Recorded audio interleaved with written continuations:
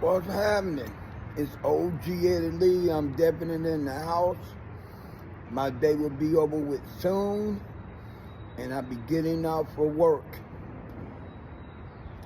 Downtown Seattle is not looking bad. If I had to guess, it's probably about 65 degrees, maybe 65 to 70, light breeze, and the sun is shining just the way the Seattleans like it.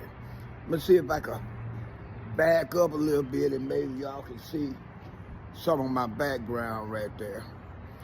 I'm on the 4th floor of the dealership that I work at. I'm trying to move around a little bit. Maybe y'all can get a taste of what I'm talking about. But you know, I want to do something different. I done told quite a bit of stories since I've had the TikTok page, Product of the Game5934. And basically that's how it is. I got caught up in the game. The game became a part of my life. And I actually enjoyed some of the things I did when I was in the game. I enjoyed the people that I was around, and it was a different type of independency, right? It's like people in the game was like they was liberated. They was in the game for their own personal reasons.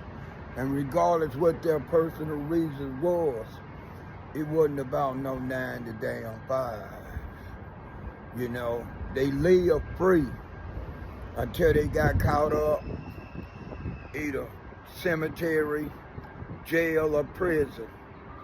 A lot of the times when they got through doing their time, while doing time, they formulated a plan, and then after doing time, they got out, and some changed, some came up with a way that they thought would make them better next go around, right?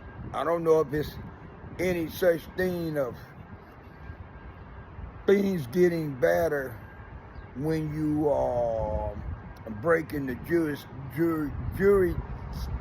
judicial system. There we go, judicial system laws. I learned that at an early age. I didn't have any more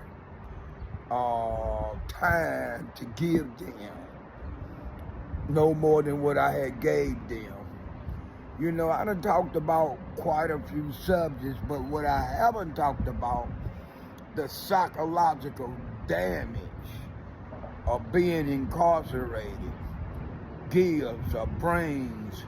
It doesn't matter if you did a month or 20 years, any time away from your loved ones, any time stopping you from being able to do exactly what you want to do, when you want to do it, it's time, right? I done had people tell me, man, don't seem like that little bitty time you did should have been detrimental to you. But see, what they don't know is that everybody do their time differently. I try my best to do time one day at a time. Every now and then I got antsy. It was times I wanted to shout out loud, open sesame, and hope the bars just part and let me out. But it wasn't that damn easy. Just like anybody else that had to do time, you have to figure out a way to do the time where it won't drive you crazy. And I'm here to tell you, being around violence, being around poverty at its worst, being trapped in a cage with nothing but men, hearing men take advantage of other men, seeing some men just give themselves away because they have no main direct contact or connect out in the free world, and it's things that they want that they don't have. people resort to all kinds of things. I honestly feel myself that the things happen behind bars should stay behind bars. Like what happened in Vegas stays in Vegas. And to all you women out there and men, the women that dating a man that been incarcerated more than 3 years, I think you should have a full checkup before you have anything to do with that man sexually. Make sure that man have one before he have something to do with you. If that guy is not willing to go with you and get a full checkup and make sure that he's not going to transmit no type of disease to you, then that ain't the man for you. And I say the same thing to the men about these women, because you got women that do time just as well as men. It's more natural at one time for men to do more or be known for doing or serving time. But nowadays, you got just as many women locked up as men. Women go through their same trials and tribulations, and they have to figure out a way to occupy their time while they're behind bars. They say you learn to do the time, don't let the time do you. That's almost impossible at times, right? Back to the psychological damage, man. You know, for those that didn't know it, I was in the church for a while. And I come from a pretty religious background. You know, my family, my aunties, my grandmother, my mother. So I've always had some form of religious belief, and I went to church.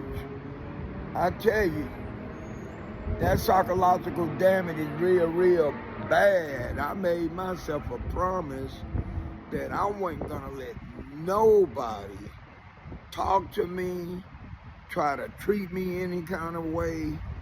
Never, ever again.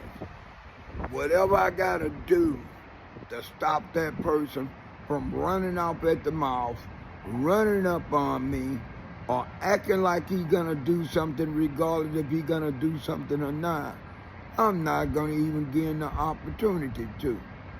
I'm gonna react. I'm gonna react first and worry about what he's gonna do later. If I can, I'm gonna lay him down. I got in a lot of damn fights when I first got out. Seemed like everything somebody had to say to me, I just took it wrong. It was so many guys in my age group that knew me from the hood. They knew before I got incarcerated, I wasn't to be F with.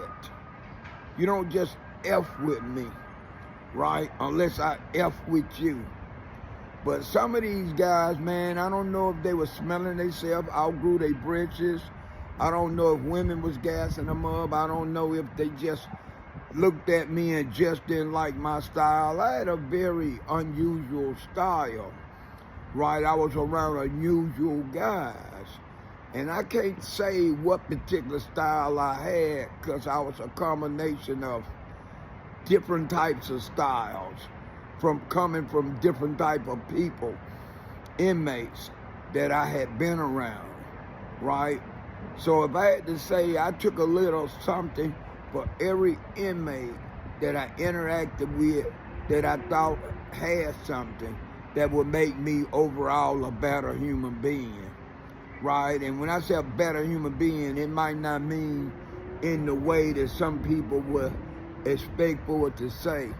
I'm not going to even go into trying to explain to you what I mean a better human being, right? Because my definition of a better human being might not match you all definition of a better human being. And that's something I keep to myself. But the way that I dress like an OG. I'm talking the OGs back in the days that was suited up with the Stacey Adams shoes, the two-piece suits, sometimes three-piece suits, the hat on my head, Ace Dude Trey, and it brought a lot of negative attention from nothing but straight haters. This is OG Eddie Lee. He